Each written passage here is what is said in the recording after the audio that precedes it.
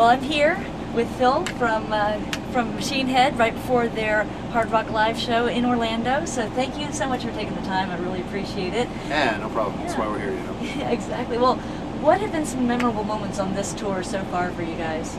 On this run with Megadeth? Well, getting to play with Megadeth is cool. You know, Dave is an icon in metal and stuff like that, and so we're happy to be out with them and getting to play to a different crowd. And playing places that we haven't really played before, Knoxville and like Covington, Kentucky and stuff like that. So getting to play different places. Yeah, that's great. Well, I know you guys with this latest album, The Blackening, which was released in 2007. You guys earned your first Grammy Award nomination. Mm-hmm. How did that? How did you guys feel with that nomination? The grammar question. Well, it was really bittersweet for me. Of course, with the band, it was awesome. It was killer, you know. But it was almost 2 years ago this week, and I woke up to the news of us getting nominated.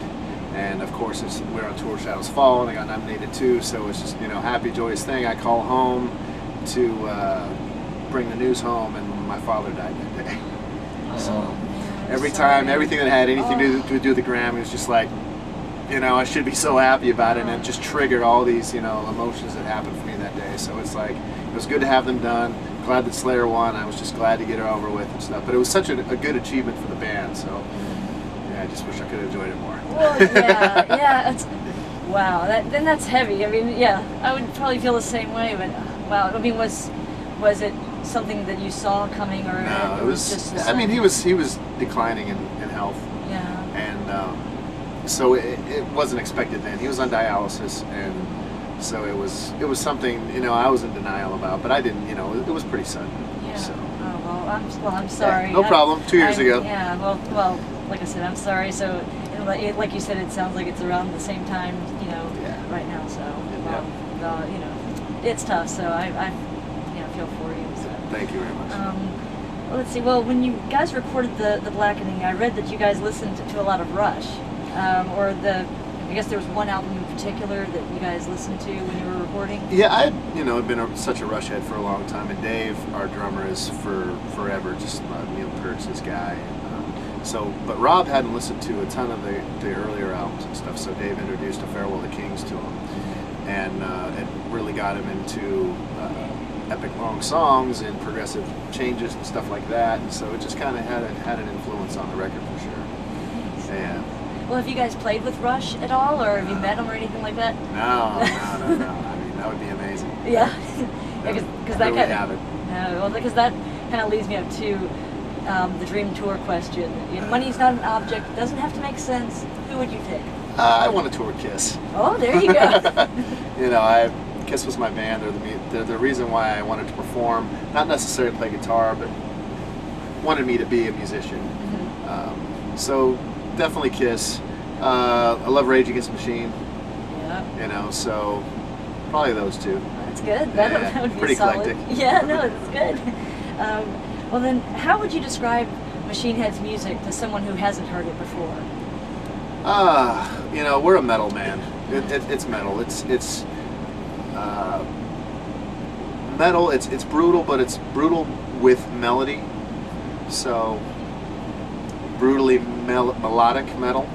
After this tour, you guys are going on tour with Hatebreed and I believe Bleeding Through and All Shall Perish. Any expectations? Personal expectations for that tour? This will be the first time that we were doing a true headliner on The Blackening. If we wanted to tour before this record came out, nobody would take us out, so we'd have to put a package together and headline. And when this record came out, it's like Lamb of God, Heaven and Hell, Slipknot, Metallica, Slayer, Megadeth, all the biggest names in metal all took us out. So that's why we're 3 years into this touring cycle now. We haven't been a proper headliner. So we're looking to do an hour and a half, hour 45 of our tunes the way we want. After this, I guess it's the Black Procession tour that you were talking about. I guess then you guys are going to go into the studio again and work on your 7th album? Yeah, we'll go into the recording, into the jam room, and start to write some songs. It's going to take us a while. It'll take us at least a year to write a record, so it's won't see another record from Machine Head until 2011, maybe 12. Yeah. Well, that's kind of what I was telling him. I said, you know, based on, you know, how long it, you know, takes in between, and I said, okay, if they're touring, you know, starting in January, and I'm like, it'll be 2011 probably, you know, or 2012. I mean, because do you guys do any, you know, ideas or any writing on the road whatsoever, or do you just kind of keep that for when you're at home? Well, I mean, there's not really a lot of time. Yeah. You know, we're not the type of band to sit in the back and just kind of put some stuff together. We're not in that mode, you know. I mean, we do have a couple of riffs here and there that, you know, Rob's come up with a couple of really cool ones, and I've got, you know, Dave McLean has been writing a ton. You know, he's got some really cool stuff. So I think that, you know, that we haven't reached our writing peak yet. I think that, you know, Adam's bringing stuff in, so all four of us are really starting to come in, whereas, you know, on Ashes is mostly Rob, a little bit of Dave. I brought a couple of songs on the last record, it was mostly me and Rob, and Dave brought a couple of things, and Adam brought a couple of things. Now everybody's pouring stuff in. Yeah, that's great. So it'll broaden the horizons a bit, sure. You know, I think so. That'll be good. And then I read too, I guess it was in Finland, that I think, didn't you have an incident on stage where you collapsed or something? How are you doing? I know that's been a couple months. It's that was in July, and that was the last time it happened. Yeah. It's happened to me 4 times on stage now. Over the course of how long? I mean, the first one was December 6th of 2007. That was we were just talking about my father, and that was the night before we got the Grammy announcement. So December 6th, the night we're playing the song "Just in the Shades of Night," and it's about death and dealing with death. So I'd think about my father sometimes during the song. And for this particular night, it hadn't happened to me in 5 years. And at this point, I passed out on stage, and it never happened like that before. And so then we wake up the next day, hey, you've been nominated for a Grammy, blah, blah, blah. So I call home, and it turns out that, you know, at the point that I passed out, my father really, because the next day, Dave was really adamant about finding, you know, what time did he die at? What time does this happen at? Because he got out of his dialysis, and he got in his car, and he put the keys on the dashboard and just went to sleep. So we figured out what time he got out of his dialysis, and we did the math 9 hours ahead, and it's just like, you know, almost to the minute. It was pretty fucking freaky. wow. So that was the first one. That's why I know exactly what had happened. Oh my goodness. And then it's happened 3 times since on stage, and numerous times not on stage. And, it's just a matter of just keep my head clear. It's morely a stress and depression thing, and so I'm dealing with it better right now. Right now, I'm trying to stay sober, and you know, and that'll help. It totally helps, but it's way easier to drink and not fucking feel anything. Yeah. So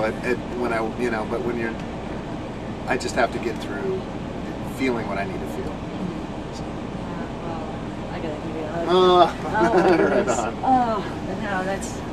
Wow, that's. So the health has been good. I've had good air on stage, and so I've been doing all right.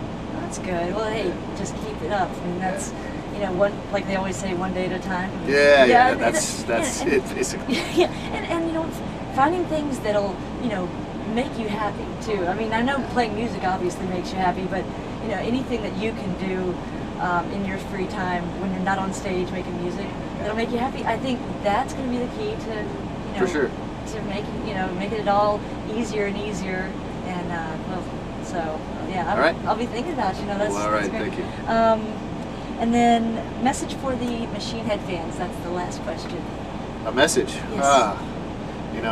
Thank you for supporting the band. I mean, we're a very fan-friendly band, and but we know that the band is. I mean, the fans are the reason why the band is still around. I mean, when I joined the band, it was at its lowest point, and I know that the fans just telling the band you can't quit.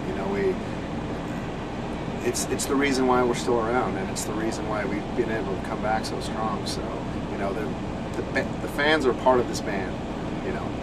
They are part of what we do. So thank you so much for letting us do what we do. That's wonderful. Well, thank you for taking the time to talk to me problem. and getting the word out to everybody. I can't thank you enough. No problem.